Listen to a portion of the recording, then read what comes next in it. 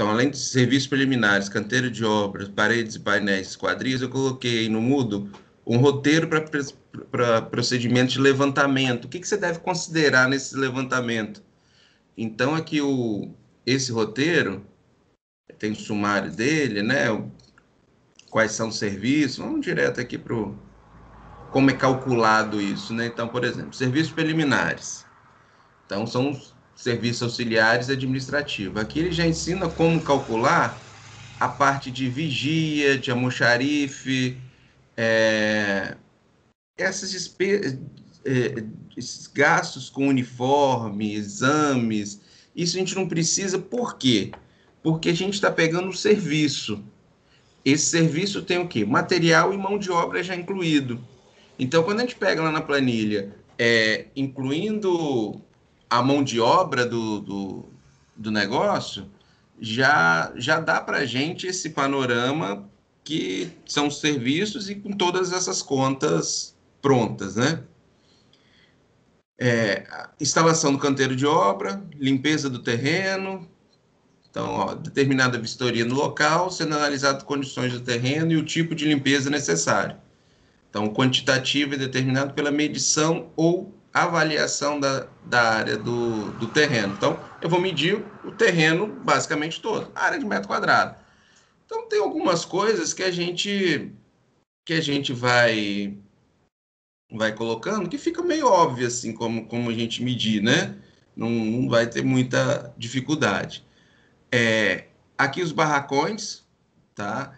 Então, os barracões vão ser em função do número total de funcionários e o tempo que ele vai ficar trabalhando ali. Às vezes eu tenho 2 turnos, então eu não preciso colocar eu tenho, vou botar 100 funcionários, só que eu tenho o turno da noite também trabalhando, então ele trabalha contínuo na obra. Eu não vou precisar montar um canteiro de obra para 100 no turno diurno e 100 no turno noturno, né? Então ele para 200, eu vou precisar de 100, de 100. Então essa é a conta que a gente faz.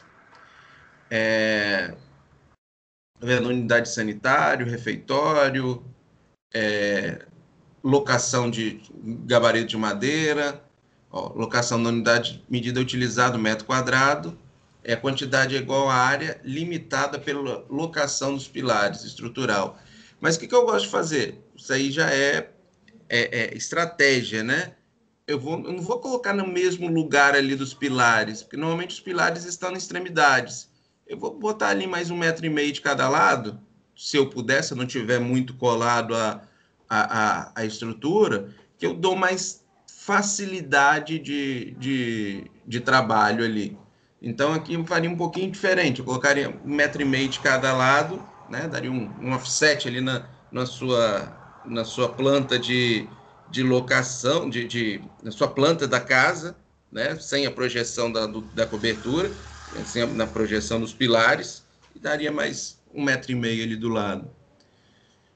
Movimentação de terra, não é o nosso tópico de agora, mas aqui a gente já coloca, tá vendo? Para construção de fundação ovala, o comprimento, a escavação numa folga de 20 centímetros. Porque a gente fala, a gente não escava exato. Eu tenho uma fundação de 1 por 1. Então, eu vou colocar uma fundação de 1 por 1, eu vou colocar 1,40 por 1,40. Porque para eu conseguir desformar, para eu conseguir impermeabilizar, para eu conseguir trabalhar ali do lado dessas fundações, né? Obviamente que embaixo não, mas nas laterais, e aí depois eu vou colocando, reaterrando aquilo ali, né?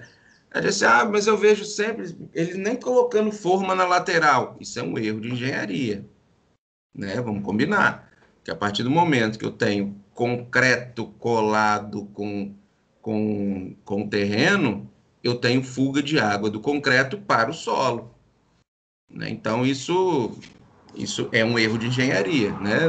Estudando patologia ainda, né? A gente percebe que esses concretos vão ficar com resistências menores e possíveis problemas futuros ali, ou até primários ali. Na hora que você começa a botar a estrutura, ela já começa ACD. Reaterro e compactação, né? Então, aqui, ó, quantidade é a diferença entre os volumes da cava, ó, volume do reaterro, volume de escavação, menos o volume de concreto. Estrutura. O FCK é resistência característica de compressão, é especificado no projeto estrutural. Ele bota algumas noções aqui de volume, né? De áreas de forma. O que é a área de forma, dimensão da... Mas isso aqui eu vou falar um pouquinho para frente com vocês, a parte de estrutura. Mas percebam que ele detalha bem como você vai medir essas estruturas, né? Aqui tem uma tabelinha para você conferir, né? Será que deu algo próximo disso? Né? Tipo de estrutura, sapata, consumo de forma, metro quadrado por metro cúbico. Então, eu vou lá medir o volume de concreto que eu vou gastar e eu vou ter uma ideia de quanto de forma eu vou consumir, né? Então, eu tenho de forma de sapata 2 metros cúbicos a cada metro cúbico, de cinta de 13 metros cúbicos, 13 metros quadrados por metro cúbico, e vai aumentando. Ó. Qual que é o maior? É os pilares, que os pilares têm os 4 lados ali, que forma aquela caixa, né? Essa relação de quilos por metro quadrado, de metro cúbico por metro quadrado de forma. Bom, parede de painéis. Para cálculo de alvenaria, computo separadamente a área de paredes para cada tipo de espessura. Então, as paredes curvas devem ser levantadas separadas das paredes retas. Eu diria que todas as paredes, levantar quase que parede por parede seria interessante, pelo menos agrupar, naquilo que a gente já vem conversando, agrupar as paredes irmãs, vamos chamar assim. Ó, essa daqui é a parede 1. Então, a parede 1 vai ser o quê? Toda parede que vai, como revestimento final, vai pintura. A parede 2, toda parede que o acabamento final em um dos lados é cerâmica. A parede 3, que os 2 lados sejam cerâmica. Vai criando uma rotina para isso. Então, a área de alvenaria são considerados que o comprimento das paredes em planta e o pé direito, subtraindo... O que é isso aqui? O que ele quer dizer? Vocês vão levantar, aí eu tenho uma área de abertura, tem uma porta aqui nessa... Eu vou avaliar essa área. Eu tenho uma porta de 80 por 2,10. Então, 80 por 2,10, ele tem quanto de tamanho? Então, uma porta de 80 por 2,10, 0,8 vezes 2,1. Eu tenho 1,68. Não preciso considerar. Toco o bonde como se não tivesse porta naquela alvenaria ali. Mas eu tenho uma janela, que é uma janela de 3 por 1 metro. Tem 3 metros quadrados de abertura de vão. Então vou descontar 3 metros quadrados? Não, você não vai descontar 3 metros quadrados. Você vai, na verdade, descontar 1. Então, você vai descontar tudo que ultrapassar a 2 metros quadrados. Então, até 2, ok. Passou de 2, é a diferença do 2. Foi claro? Então, se eu tenho lá uma parede que tem uma abertura de 3 metros quadrados, eu vou descontar 3? Não, eu vou descontar 1. Por quê? Tudo que passou de 2 metros quadrados. Então, tudo que está inferior a 2 metros quadrados, eu não faço nada. Eu não vou descontar nada. E tudo que está superior, eu vou descontar o que passa de 2 metros quadrados. Beleza, Rebeca? Beleza, Peterson? Entendido? Que isso aí é um ponto meio que chave. E aí eu vou dar uma dica para vocês. Essa é a metodologia da planilha do IOPS. Essa é a metodologia também do TCPO. Mas aí, se vocês estão numa empresa, estão fazendo esse levantamento para uma obra federal, não é a mesma metodologia do SINAP. tá? Então, poucos estão considerando essa diferença de metodologia de cálculo. Há uma tendência forte, e a gente vai observando isso com o tempo, a transformar isso em descontar a área total. Deu 1,68, eu vou descontar 1,68 para ela ficar exata. Por quê? Nos softwares por exemplo, como o Revit, quando você pede para levantar a quantidade de materiais ali, ele vai levantar essa quantidade de materiais e vai... Só que ele não vai fazer essa regrinha dos 2 metros quadrados. E cada vez mais a gente está usando esses, né, ainda bem, né, está usando esses programas que vão dar essas quantidades de forma correta para a gente, mas a gente tem que ter atenção em como a gente vai usar esse referencial, né? Então, de repente, não, eu estou usando o Revit, aí eu vou mudar um pouco a minha composição de custo ali. Eu vou pegar uma composição baseada na composição do Sinap, alguma coisa assim, né? Porque aqui ele está considerando esses 2 metros. No Sinap, não. Com certeza os valores ali de alvenaria vão estar um pouquinho diferentes. E isso impacta em tudo, né? Como a gente já está falando.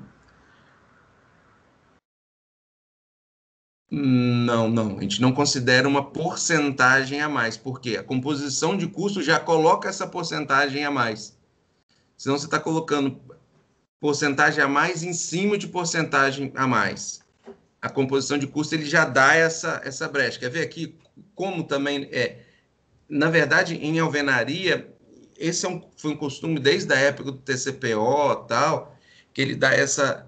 Ele até coloca aqui, ó, vamos com áreas inferiores a 2 metros quadrados, são descontadas. Bem como elementos estruturais de concreto inclusos na alvenaria, vigas e pilares. Eles não são considerados, eu vou considerar a quina ali, né? Eu não vou considerar... Tanto é que quando a gente fez a planilha do muro, tinha aquele monte de pilar, eu vou só considerar o vão no meio? Não. Isso dá um pouco mais de facilidade para a gente levantar também. Imagina se a gente for descontar quinazinha por quinazinha de pilar. Isso ele fala, esse critério visa compensar o trabalho de requadro dos vãos ou execução do encontro das alvenarias com os elementos estruturais, que ali é aquele momento onde eu vou começar a quebrar bloco para ele encaixar, né? Então eu já tenho vamos botar, eu tenho um custo menor de passar ele reto. Se eu tenho um pilar, começa a quebrar, mas eu tenho ali aquela área ali do pilar de 20 centímetros, alguma coisa assim, que vai colocar para frente. Mas a gente nunca coloca isso a mais de qualquer forma. Vou colocar aqui, então deu essa quantidade, e eu vou colocar mais 5% de perda. Não, porque a própria metodologia de levantar a alvenaria já considera um pouco disso na hora que ela coloca esses vãos só até 2 metros quadrados. Então, imagina, só nas portas eu tenho 1,80 m a mais, né? Tem situações que eu tenho 2 metros que eu vou colocar mais para fazer aquela alvenaria. E além de pilares, eu não vou considerar esse. Então, eu já tenho uma perda aí no levantamento bem considerável, né? Então, é possível até que a composição com essa metodologia, eles nem considerem essa perda a mais ali. Então, ele dá um exemplo aqui, numa porta de 2 por 2,10, tem 4,20, considera aquilo que a gente já conversou. De 1 por 1, então 1 metro quadrado, considera, então nada não se desconta nada. Verga, para janela, largura da janela mais 40 centímetros, por quê? 20 centímetros de cada lado, então ele tem que transpassar das vergas e contravergas, né? Ou para vãos de cobogol, para tudo, então sempre vou colocar 20 centímetros de cada lado. Mas dependendo da distância. Sim, dependendo da distância. Se tiver um negócio maior do que 1,5 m, eu vou ter que aumentar essas espessuras, porque para ele suportar aquele peso em 1,5 m, já começa a ser uma estrutura, né? Para suportar essa alvenaria. mas em portas e janelas tamanho convencional, a gente fica aí com 40 centímetros, que é 20 centímetros de cada lado. Esquadrias de madeira, indicação no projeto, agrupando esquadrias que têm a mesma característica. Então, você tem aí J1, J2, J3. A quantas J1 eu tenho? Qual a característica dessa janela? A janela de 1 metro por tanto. Então, eu vou agrupar aquilo ali e vou botar uma quantidade na frente. Tem esquadrias, mas você deve estar que essas portas de madeira, ela vem por metro quadrado, tá? Por unidade, desculpa. Mas as janelas, eles já estão medindo em metro quadrado. Facilita bastante a vida da gente, porque tem janela de tudo quanto é tamanhozinho. Mais 10 centímetros para um lado, 10 centímetros para o outro. Então, isso não vai importar muito, porque eu vou pegar a área da janela e o preço por metro quadrado. Né? Então, as janelas com a mesma característica, elas podem... E aí fica uma técnica de levantar, né? Eu levanto isso aí de forma separada para achar essas áreas e de cada grupo de janelas. Mas aí, basicamente, eu vou ter o meu memorial de cálculo separadinho e dentro da minha planilha, tantos metros quadrados de janela. Ferragens. Então, para porta externa ou interno, tipo de especificação das ferragens. Vai estar em unidade. Normalmente, essas quantas fechaduras. Então, isso não tem como. É unidade mesmo. Fechaduras, se eu tenho dobradiça, o que entra ali que não está dando da minha composição das portas e janelas, dependendo da esquadria. Esquadrias metálicas, similar ao que acontece nas alvenarias, nas janelas de madeira, as portas também, quando é metálica, ele já se transforma em metro quadrado. Vai depender da característica aí de cada coisa. Grades e portões, também metro quadrado, vai facilitando muito a vida da gente. Preciso de botar alguma perda? Não. Qual é a área da sua janela ali? Aí você me fala assim, Jesse, mas eu não achei aqui essa composição de janela certinha, vou ter que abrir a composição. Tem um marco da porta, que eu tenho uma porta fora de padrão, ele não é uma porta de 80 por 2,10, minha porta é de 80 por 3 metros, porque em cima eu tenho uma câmara de madeira. Aí eu tenho que abrir essa composição toda e aí transformar cada coisa em unidade para fazer em unidade por metro quadrado para a gente conseguir fazer uma composição dela funcionar. Então, a gente só vai começar a achar isso aí na hora que vocês começarem a fazer essas composições, no sentido de necessidade. Vidro para esquadria, como é que eu calculo? Então, a quantitativo de vidro para determinado somando-se a área da esquadria, que possui vidro. Só é levantada a quantidade efetiva de vidros. A esquadria não é totalmente de vidro e possui outros elementos, veneziana, madeira, alumínio e tal. Então, caso contrário, a área de vidro é igual à área de janela. Então, se eu tenho uma janela que é 100% de vidro, eu vou botar 100%. Eu tenho uma veneziana em cima. Beleza, eu vou descontar essa área de veneziana. Mas eu tenho aqui uma esquadria que ela é toda vidro, só que eu tenho os alumínios em volta dela. Aí eu vou ser sincero para vocês, deixa eu levantar a área total, a não ser que esse alumínio seja muito grande. Mas um alumínio ali de 2 a 5 centímetros ali, separando um do outro ali, vai dar muito pouca diferença. Ou se essa esquadria, se eu tenho muita esquadria, o empreendimento é muito grande, que aí já vai começar a fazer uma diferença. Vou calcular uma e multiplicar por 30. Então, isso vai ser considerável. Mas eu estou botando para uma casa, vamos lá, são 5 esquadrias dessa, isso não vai fazer diferença aí no orçamento, né? O medir total. Então, a gente tem quem está fazendo levantamento, ele tem que ter um pouco dessa sensibilidade de quanto de custo isso, se ele medir diferente, vai ficar a mais ou a menos, né? Vou botar o checklist da planilha, ele fala que é para levantar vidrinho por vidrinho. Mas eu tenho uma janela, duas, um negócio, a gente começa a perceber que isso não é muito necessário. Ah, não, mas eu tenho um complexo. Aí outra coisa. Aí eu vou fazer uma, vou fazer e multiplicar isso aí para quantas forem. Área de cobertura, estrutura de madeira, é a área do telhado. Então, é muito simples. Qual é a área de projeção dessa estrutura? Ah, disse, mas ele tem inclinação. Se eu for medir aqui essa área, transformar ela em área plana, vai dar maior. Mas ele já está considerando essas perdas, essas inclinações. Então, quando eu coloco lá essa área, a madeira ele já considerou essa quantidade a mais com essa devida inclinação.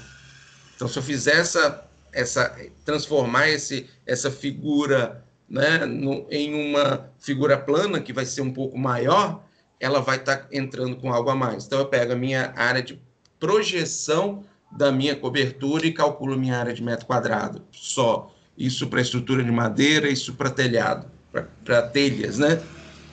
Sempre a área de projeção do telhado.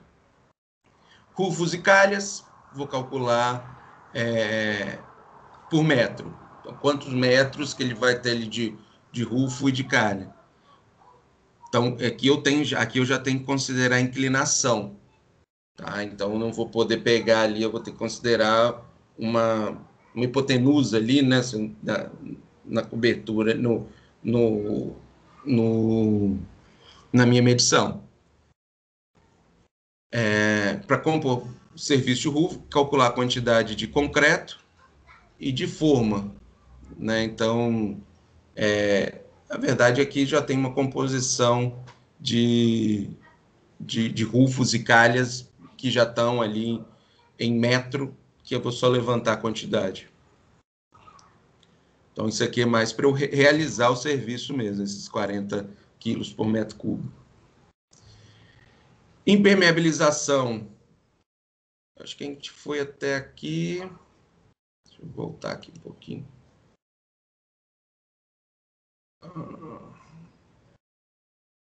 Até esquadrias. Tá. Então, a gente está aqui em impermeabilização. Vamos até pisos. Deixa eu ver, né?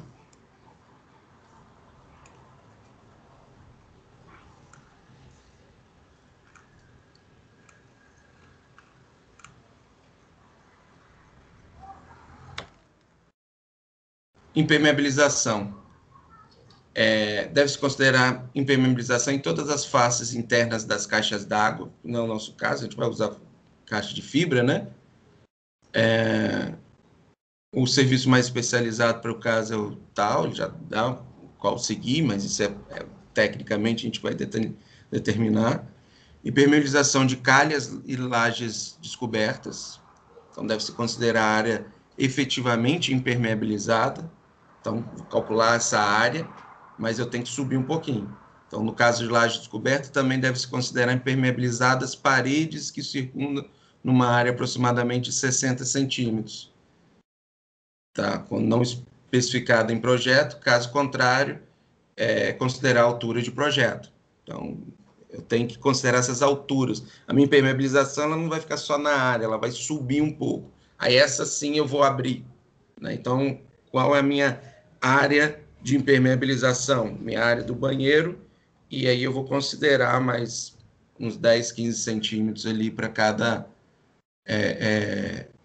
isso pensando no banheiro. Se for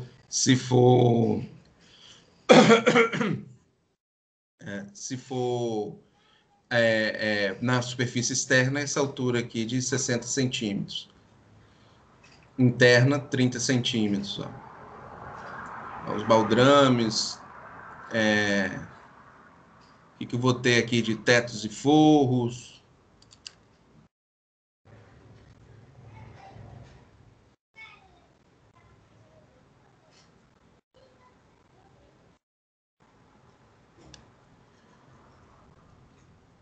Vamos lá. Revestimento teto e forro. Então, se eu for revestimento com argamassa, chapisco, levantamento de chapisco é feito somando-se a área interna do ambiente que tem um laje. Então, normal. Reboco, também a área do ambiente. Só que para reboco deve subtrair o total de chapisco, as áreas de ambiente com rebaixamento de gesso, madeira. Então, o que ele está considerando? Onde eu tenho esse rebaixamento, eu não tenho uma área de reboco. Tá? Então, onde eu tenho rebaixamento de gesso, ele vai ficar só chapiscado. Mas perceba que pelo menos o chapisco ele está colocando em tudo. É gesso em tudo, porque minha instalação elétrica ela está por entre forro. Vai ter gesso toda a minha casa. Ok, eu vou considerar que tem um chapisco em tudo, não vou considerar que tem reboco no teto. Tá? Rebaixamento é feito somando as áreas internas do ambiente onde ele está especificado. Então, é a área de projeção mesmo. Revestimento das paredes. Tá agarrado o negócio aqui. Revestimento com argamassa. Então, tem chapisco. Considerar 2 vezes a área de alvenaria, mais as áreas que necessitam de revestimento e que não são de alvenaria. Então, pérgolas, elementos decorativos. Então, área de alvenaria é igual a 100 metros quadrados. A área de chapisco é 100 metros quadrados vezes 2. Aquilo que a gente já vem conversando e até mais completo do que isso, né? São estratégias futuras para a gente calcular. Área de emboço, né? Mesma para cálculo de emboço, considerar efetiva a ser revestida com cerâmica e azulejo. Então, em emboço eu coloco cerâmica e azulejo. Descontar qualquer área ou vão existentes na alvenaria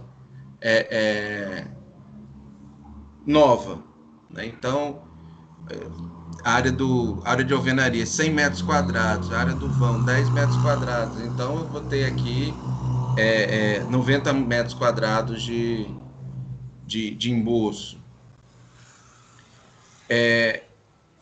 O reboco é considerado a diferença, aquilo que a gente já vem conversando. Nem o acabamento cerâmico também. Pisos, laços de contrapiso, regularização. Então, quando o projeto estrutural são considerados lajes armadas no primeiro piso, é usado lastro regularizado e impermeabilizado, com espessura definida no projeto. Para o cálculo de quantitativo, é considerada a área interna entre as cintas. Né? Então, o lastro... Por quê? Porque a cinta ali... O que eu costumo fazer? E aí, eu já começo a misturar as coisas. Eu tenho que botar um lastro embaixo da cinta, concordo? Eu tenho que botar um lastro embaixo da minha fundação. Então, eu calculo isso 2 vezes. Eu não calculo isso 3 vezes. Eu não calculo entre cintas e embaixo da cinta, separado. O que eu falo? Eu calculo embaixo da minha fundação, está ali embaixo. Eu vou e calculo minha área toda, porque aí eu vou ter momentos que eu vou instalar isso um pouco mais para baixo e outro momento que eu vou instalar esse lastro um pouco mais para cima. E as coisas vão se equilibrar. Tá? Então, o projeto estrutural não considera laje armada no primeiro piso, é usado lastro regularizado e impermeabilização com espessura definida no projeto.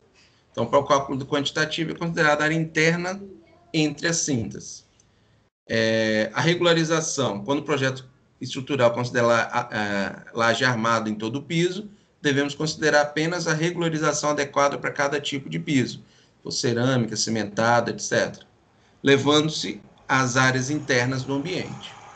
Então, para piso de alta resistência, o tipo granilite, né, não é necessário levantar regularização, pois a mesma já está inclusa na composição desse piso. E aí eu vou salvar se essa diferença, se o piso ficou, se eu botar, se essa laje, né, ficou bem certa. Então, e aí vem a técnica de construtiva.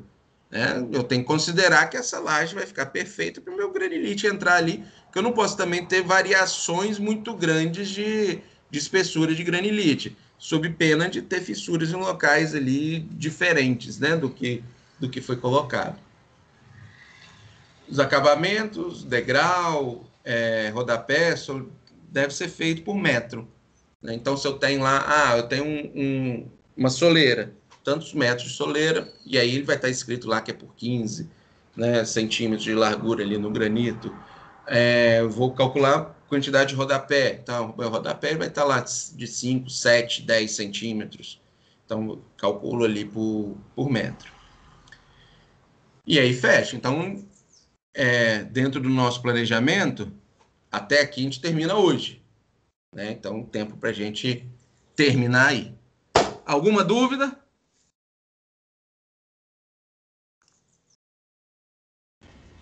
Por enquanto não, mas provavelmente quando a gente for fazendo vai surgir alguma.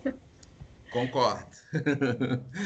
Então vamos fazendo, vamos dando uma prioridadezinha aí, Rebeca Peterson. Beleza? E aí você vê que esse material aqui é um material legal. Acho que dá para vocês irem pegando, já vão tirando bastante dúvida, mas qualquer coisa também só dá um toque aí que a gente vai conversando, beleza?